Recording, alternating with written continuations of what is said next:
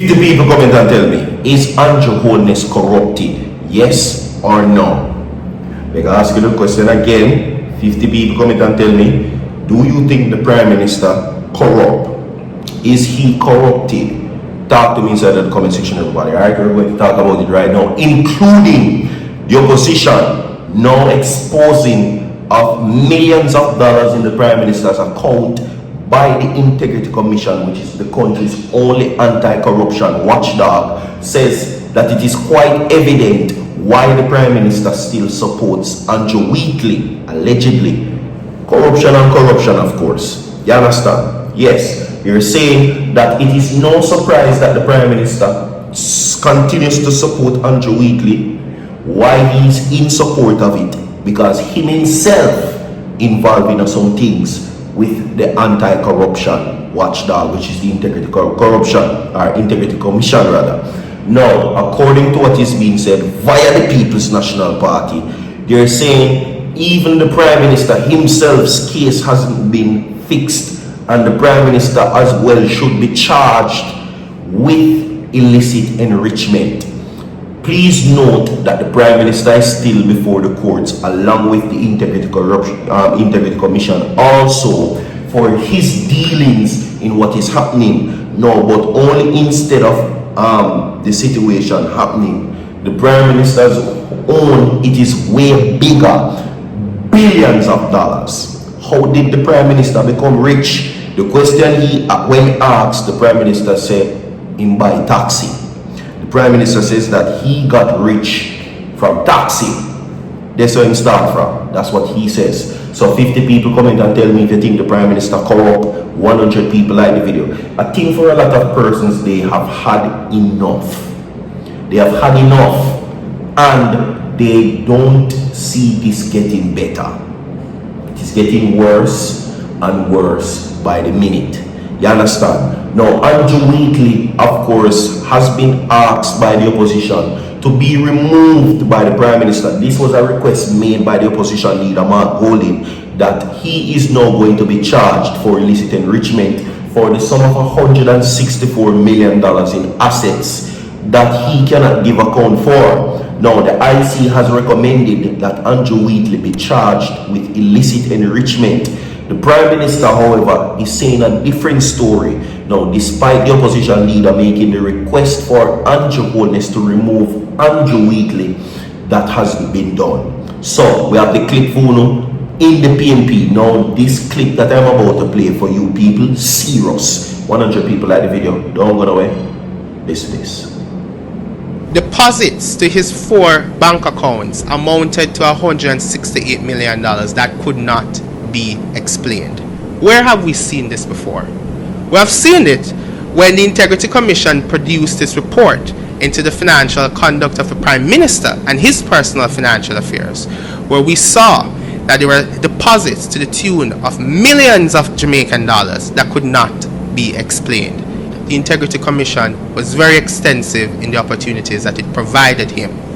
The findings are more serious than just the $164 million of his wealth that could not be explained by his lawful income.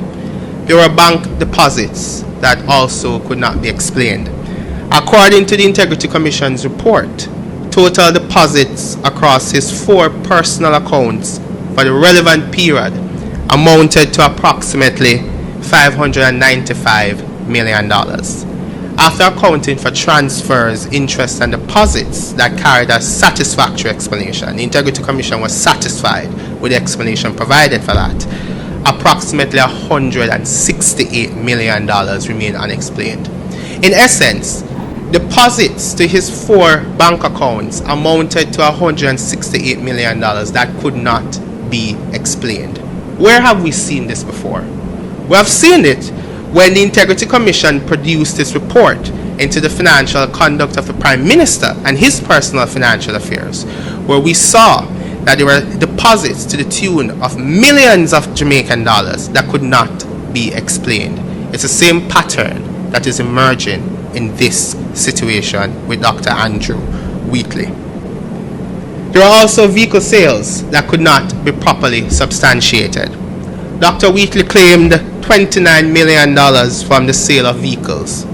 The Director of Investigation was able to independently verify the sale of only 4 of the 6 vehicles claimed. No documentary evidence of sale prices was produced for any of them.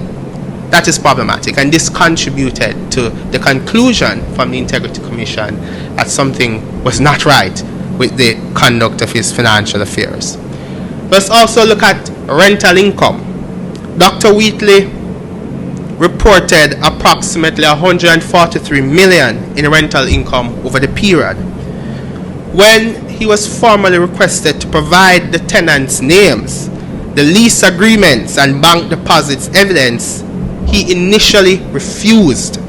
Now, if you are on a mission to clear your name, I don't understand why it would be difficult for you to produce the information necessary to act as evidence in your defense.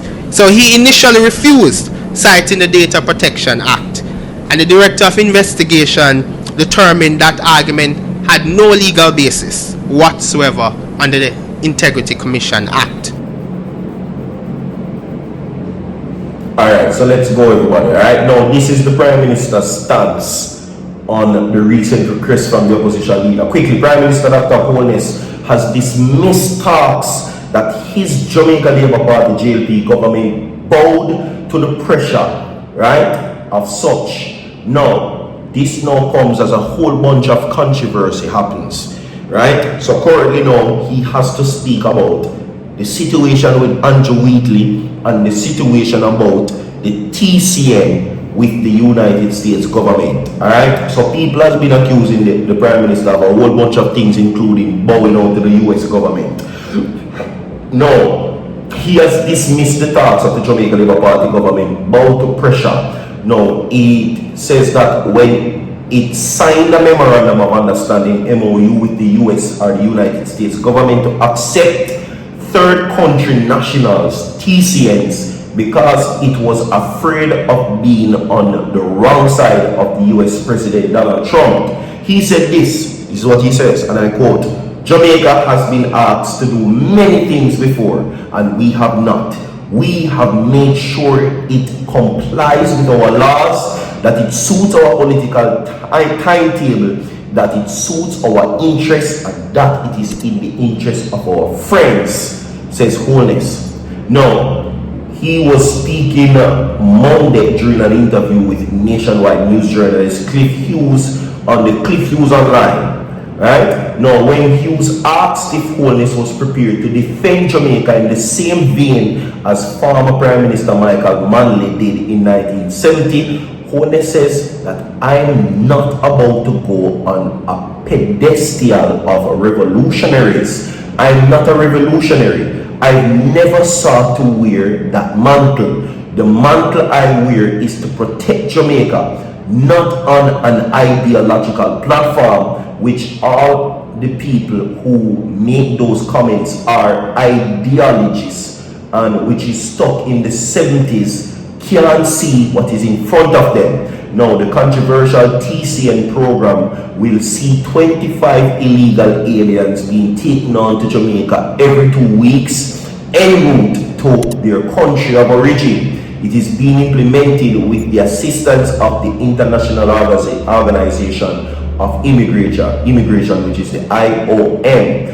Holness also asked whether Jamaica was coerced by the Washington government or the US government by Washington into signing the MOU after dragging its feet on the matter.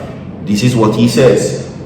"We were very deliberate in what we do because we understand the Jamaican public, the Jamaican psyche, and how Miss Matey in Northeast Manchester is going to view this as if it is, or if the US is coming to dump unwanted persons in our country to create problem for us," he responded. Absolutely not.